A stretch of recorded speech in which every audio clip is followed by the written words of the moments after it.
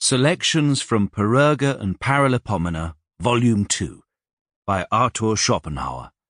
Read by Leighton Pugh for Ukemi Audiobooks. On Philosophy and its Method.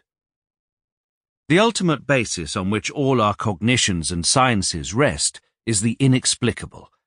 Every explanation leads back to this by means of more or less intermediate stages.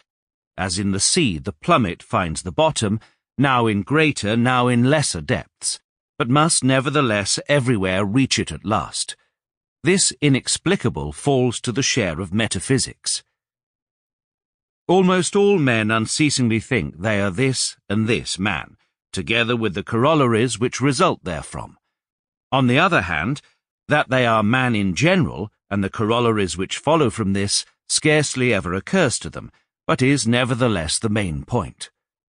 The few who pay more attention to the latter than to the former proposition are philosophers, but the tendency of the others is reducible to the fact that they never see anything in the things except the particular and individual, and not their universality. Only the more highly gifted see more or less, according to the degree of their intelligence, the universal in particular things. This important distinction interpenetrates the whole faculty of knowledge, so far indeed that it extends itself down to the intuition of the most everyday objects. Hence, in the highly gifted head, these are other than in the ordinary head. This grasp of the universal in the particular, which always presents itself, is coincident with that which I have called the pure, will-less subject of knowledge, and have postulated as the subjective correlate of the Platonic idea. This is proved because when directed on the universal, the intelligence may remain will-less, while on the contrary, the objects of the will lie in particular things, for which reason the intelligence of animals is strictly limited to these particulars, and accordingly their intellect remains exclusively in the service of their will.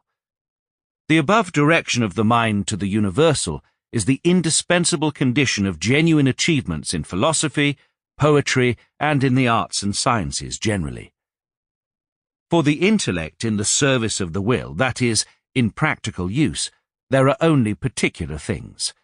For the intellect which pursues art and science, in other words, which is active for its own sake, there are only universalities, whole kinds, species, classes, ideas of things. For even the creative artist wishes to present the idea, that is, the kind, in the individual. This comes about because the will is turned directly merely. Sample complete. Ready to continue?